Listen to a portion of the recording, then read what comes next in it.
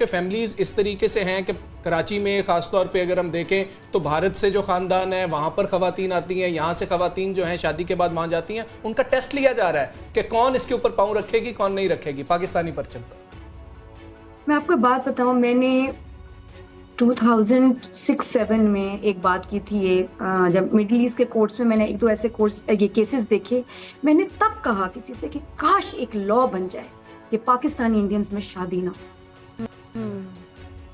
मैंने उस वक्त बोला एंड आई वाज राइट। मैंने देखे उस वक्त, क्योंकि इतनी कॉम्प्लिकेशन से हमारा रिश्ता हो ही नहीं सकता। ये नहीं कि प्यार नहीं लोगों में, नहीं, चल नहीं सकती, इतना मुश्किल है। एक तो ये कि जब भी ऐसी टेंशन आए तो मोदी ने जो कर दिया ये हो सकता था। इसके अलावा भी कभी अगर कपल्स में डिवोर्स या सेपरेशन हो, आपको पता है बच्चों को सारी जिंदगी माँ नहीं देख सकती। बाप लेके इंडिया चला गया, माँ कोर्ट कचहरियों को चक्कर लगा रहे हैं, कोई ताकत उनको इंडिया से बच्चे लेके नहीं दे सकती। ये शादियां क्यों होती? इसमें मैं कहती हूँ ये एक बहुत बुरी बात हुई है, लेकिन इसके बाद लॉ आ जाना चाहिए। अपने लोगों की हुब्बुल वतनी को क्वेश्चन करना शुरू हो गया। बिल्कुल, ना हम वहां से बहू दमाद लाएंगे, ना यहाँ से बहू दमाद वहां जाएगी। सीधा सीधा इधर। तो इस टाइम पे देखिए, आप सीखते हैं जब ऐसे हालात होते हैं, तो दुनिया के वक्त के साथ साथ बदल रहे हैं। इस वक्त जो नया दौर है, इसमें पाकिस्तानी इंडियन की शादी तो करो बंद, नंबर 1। नंबर 2 ये कि जिनके साथ जो हुआ है, मुझे समझ नहीं आ रही ये क्या होगा। ये तो बिल्कुल ही टूट गए हैं। या तो इनको कहीं किसी और मुल्क में जाके सेटल होना पड़ेगा, या वहां उनके पास वो रिसोर्सेज भी नहीं है। इतना बड़ा जुल्म, इतना बड़ा जुल्म कि आपने माँ से बच्चों को दूर कर दिया, बाप से बच्चों को दूर कर दिया।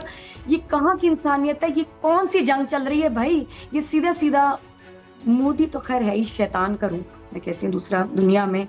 ये अपने लोगों को भी मारेगा। मैं वहां ये भी कहती हूँ कि वहां के लोग जो है ना, भी वेट करें, इसने मारना है मुसलमानों को, सिखों, उसको सिर्फ वहां जो है ना हिंदू लोग चुन, और वो भी एक्सट्रीमिस्ट जो मॉडर्न हिंदू लोग हैं, उनको भी रहने देगा, ये उनको भी मारेगा। ये जितने पढ़े लिखे आपके जो टॉलरेंस पसंद, और बहुत हैं माशाल्लाह, बहुत सारे वहाँ लोग हैं जो हमसे प्यार करते हैं, जो नहीं ऐसा चाहते हैं टाइम, ये उनको भी मारेगा। ये सिर्फ चाहेगा कि इनके अपने जो है ना एक्सट्रीम हिंदूज रह जाएं, जो अमन की बात करेगा वो निशाने पर होगा। जी जी जी, बस यही रह जाएंगे ये, और फिर ये अपने आप में लड़ेंगे, अपने आप को मार देंगे। इनको खुदा की कुदरत बर्बाद कर देगी इंशाअल्लाह। जो जुल्म हुआ है ना, ये अब देखेंगे। जो इस तरह के मुजालिम है, इसका अल्लाह ही जो है ना जवाब देगा। बहुत बुरा, मैं कहती हूँ इंसानियत के नाम पे खून हुए, ये खून थे जो। ठीक है नादिया साहिबा, साथ ही रहिएगा। शोबिज़ इंडस्ट्री से ही इस वक्त हमें ज्वाइन किया है मारूफ एक्टर एंड मॉडल याले सरहदी ने।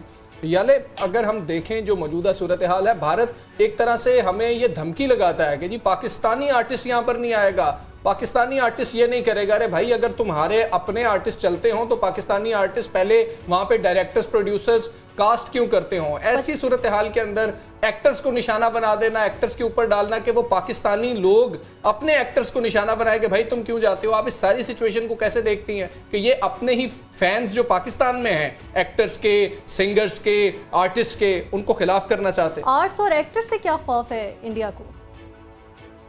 पहले तो अच्छा जी, मेरा बड़ा क्लियर स्टांस था इस पे हमेशा से।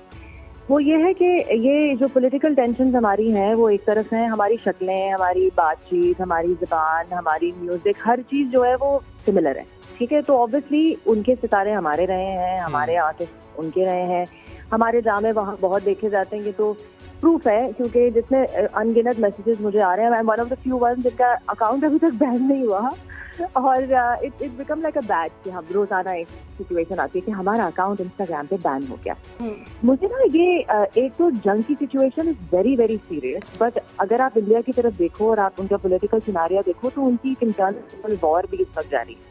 इनका जो ये नॉनसेंस स्टांस है अबाउट हिंदू मुस्लिम, जबकि 80% मुस्लिम अवाम है वहाँ पे, हिंदू अवाम है, और इतनी सी फीसद जो है वो मुस्लिम है, उसमें भी ये लोग ये कह रहे हैं कि हिंदूज आर, उनकी एक अलग ही सिचुएशन चल रही है। पाकिस्तान को हमेशा से ये लोग ये लेते हैं कि हम मुसलमान हैं, यहाँ पे ना हिंदू है, ना क्रिश्चियन है, ना कोई है, ना फलाना है, ठीक है। It becomes a very comical situation also, even though it's a very serious situation. जहाँ तक बात हमारे आर्टिस्ट की आती है और इनके आर्टिस्ट की आती है, तो वो कोलैबोरेशन तो कब से चल, और जावेद अख्तर साहब ने जब ये कहा था कि ये वन वे ट्रैफिक है, तो वन वे ट्रैफिक इसलिए बिकॉज आप लोग यहाँ आते हैं और आप फिर हमारे ऊपर ही बकवास करके चले जाते हैं कि हम बुरे, हम फलाना, तो हम क्यों इनवाइट करें? एग्जैक्टली। दूसरी चीज ये हुई है कोलैबोरेशन, सीरियल्स भी बने हैं, यू नो फिल्में भी बनी हैं जिसमें इंडियन आर्टिस्ट है। मैं खुद एक फिल्म का हिस्सा थी जिसमें नंदिता दास थी, ठीक है, कोई ऐसी कहानी नहीं थी, it was an international situation, you know, और कोलैबोरेशन दुनिया भर में होती है। यू नो उसके कमर्शियल्स देखते हैं, एयरलाइन की कमर्शियल्स देखते हैं, तो उसमें अगर आप एमिरेट्स के देखें तो उसमें सारे इंटरनेशनल स्टार्स होते हैं, यू नो, जेनिफर एनिस्टन ने किया, आई थिंक इत्तेहाद का या एमिरेट्स का या किसी का। तो ये कोलैबोरेशन तो आर्टिस्ट को तो आपको लाना ही नहीं चाहिए, लेकिन जहाँ कौमियत की और नेशनलिज्म की बात आती है ना, तो हमें सेल्फ रिस्पेक्ट रखना बहुत जरूरी है। मतलब कहीं लाइन ड्रॉ करना हमारे लिए बहुत जरूरी है। ये अभी की बात नहीं है कि फवाद खान को या हानिया को या मायरा को या किसी को भी निशाना बनाया गया है, आतिफ असलम को और राहत फतेह अली को, जिसने भी नहा जाके नाम कमाया। मैं जब इंडिया गई थी तो मुझे इंडियंस ने जो वहाँ पे थे लोकल, जिनके साथ हमारा उठना बैठना हुआ था, मैं तो ट्रैवलिंग के लिए गई थी, मेरा काम का सिलसिला नहीं था, मेरे हस्बैंड का काम वहाँ था, तो दे वर सो फोर्थ कमिंग। उन्होंने आके मुझे सब आर्टिस्ट का नाम गिनवाए कि ये हमें पसंद है, आप इनको बोलिएगा। तो वहाँ ये कौम का इशू नहीं है, ये पॉलिटिकल स्टांस है जो इस्तेमाल किया जाता है एज ए वेपन। मेरा कहना यह है कि जब आपको पता है कि आपके खिलाफ ये चीज इस्तेमाल होगी, तो आप क्यों काम करना चाहते हैं ऐसी सिचुएशन पे? ये मैं अपने पाकिस्तानी आर्टिस्ट से बात कर रही हूँ। और जहाँ तक बात आती है कि हाँ वो बड़ी इंडस्ट्री है, वहाँ पैसे ज्यादा है, नाम ज्यादा है, एक्सपोजर ज्यादा है, तो हमारा काम ही है कि हम अपनी इंडस्ट्री को थोड़ा सा बढ़ावा दें। और ये मैं पहली दफा नहीं कह रही है, मैंने बिल्कुल ठीक है। याले साहिबा आप हमारे साथ ही रहिए। जवाद चोई साहब आपकी तरफ आएंगे। अगर हम देखें तो बड़े महाज होते हैं, बड़े मोर्चे होते हैं, तो इबलागी जो मोर्चे हैं वो जब्बार साहब ने संभाले हुए हैं, और भारत में जाके जो उनका मीडिया कह रहा होता है उसको बड़ा बबांगे दोहल वहाँ पर जवाब देते हैं। जब्बार साहब सबसे पहले तो आपको मुबारक हो, आप हर फॉरम से ही तकरीबन वहाँ से बैन हो चुके हैं, अब वो आपको प्रोग्राम में नहीं बुलाएंगे, आपका एक्स अकाउंट भी उन्होंने बैन कर दिया है। सर कैसा फील कर रहे हैं वैसे कि आप उस मर्तबे पर फाइज हो चुके हैं कि सब कुछ बैन है आपका भारत में? अच्छी बात यह है कि बयानी की जंग पाकिस्तान जीत गया इसी के साथ। देखिए हमजा, ये हमारे लिए जो है ना वे कह लें कि एक सक्सेस है। मैं इसको देखता हूँ कि जो पाकिस्तान का जो नैरेटिव है उसकी जीत हुई है, और जहाँ पर पाकिस्तान, अब देखो ना वहाँ पर जो सूरत हाल ये है कि पाकिस्तान से सिर्फ अब जर्नलिस्टों तक जो है ना ये चीज़ महदूद नहीं रही कि जनाब सिर्फ जर्नलिस्टों को बैन करना है या यूट्यूब को अकाउंट्स को, करंट अफेयर के लोगों को बैन करना। हमारे साथ इस वक्त इस ट्रांसमिशन में भी ज़ाहिर है हमारी जो अपने शोबिस के अपना जो पूरी एक खेप है, उनको भी वहाँ पर जो है ना वो बैन किया जा रहा है। और मैं समझता हूँ अपना हमजा साहब कि ये इसमें पाकिस्तान का कोई नुकसान नहीं कर रहा है, हिंदुस्तान अपना नुकसान कर रहा है।